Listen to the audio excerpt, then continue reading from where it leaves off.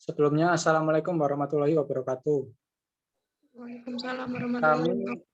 Waalaikumsalam kami dari warahmatullahi wabarakatuh. kelompok 1 yang beranggotakan Lailatul Fadilah, Edi Rashid, Maharani Cahyaning Utami, Eko Kobul, Yuda Hafid, Muhammad Siddiq, Sadun Prasetya, Muhammad Caba, Rena Afiana, dan Iren Zahra beranggotakan 10 orang akan mempresentasikan hasil diskusi kami mengenai 5 jurnal dengan tema olahraga dan pendidikan. Next. Selanjutnya akan disampaikan oleh Mas Kobul. Jurnal yang pertama yaitu pengembangan karakter dalam olahraga dan pendidikan jasmani yang ditulis oleh Sri Winarni. Di dalam jurnal ini disebutkan bahwa terdapat bukti olahraga dan pendidikan jasmani itu dapat membangun karakter. Yang pertama, nilai moral dalam praktek olahraga.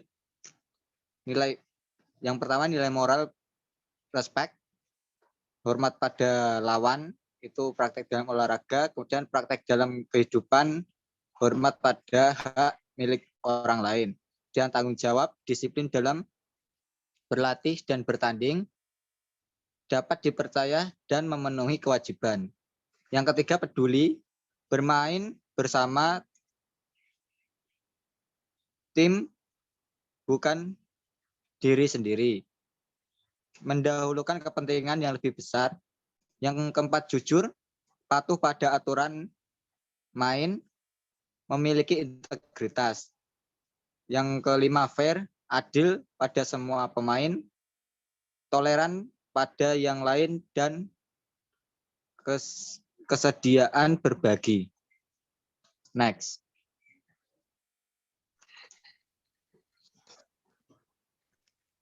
Pendekatan dalam pengembangan karakter dan nilai-nilai olahraga ada 3. Yang pertama, pendekatan struktural. Yang kedua, ada pendekatan sosial psikologikal. Dan yang terakhir, ada pendekatan belajar sosial atau social learning. Peran pendidik dalam pengembangan karakter, menurut Silk dan Bredemir, tahun 2003 menyatakan, bukan hanya bagaimana memenangkan kompetisi olahraga, olahraga adalah peluang untuk mengembangkan, membelajarkan, memindahkan, dan menanamkan nilai-nilai moral.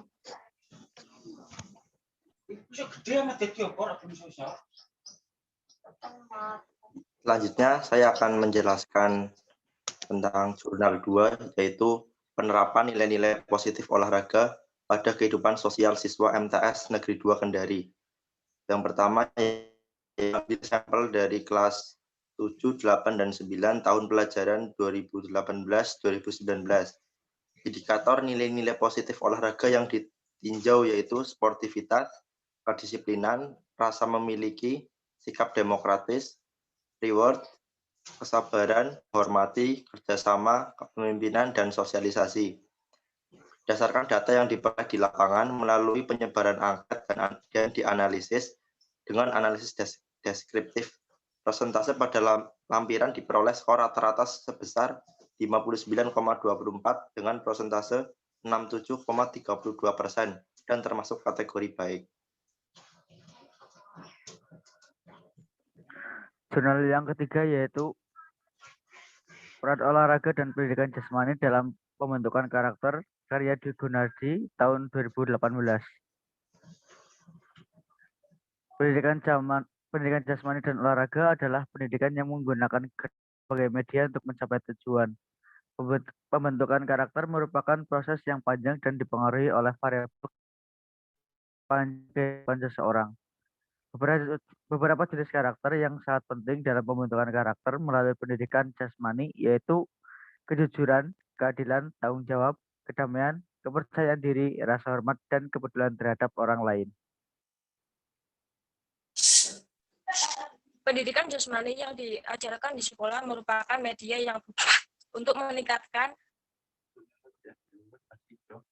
anak akan kegemaran melakukan aktivitas olahraga, karena dalam pendidikan jasmani melalui olahraga sebagai alat yang dipakai untuk mendidik anak-anak untuk lebih meningkatkan kualitas pendidikan jasmani.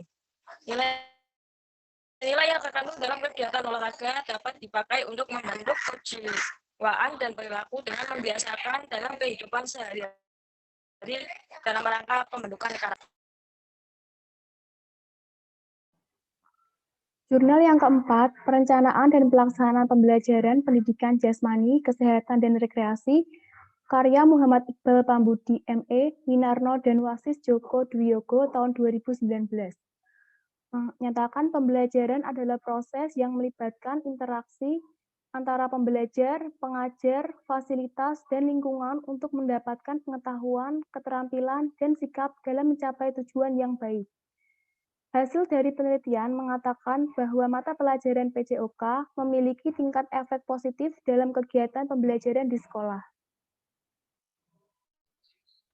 Evaluasi merupakan proses kegiatan dalam mengukur sesuatu, khususnya dalam dunia pendidikan, untuk mengetahui baik buruknya suatu proses pembelajaran. Dengan kata lain, evaluasi sendiri itu dapat menentukan berhasil atau tidaknya suatu proses pembelajaran.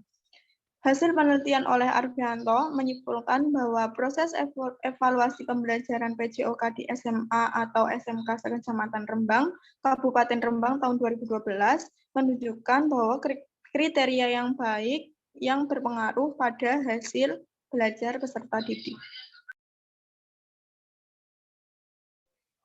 Jurnal yang terakhir adalah efektivitas waktu pembelajaran pendidikan jasmani, olahraga, dan kesehatan di SMP.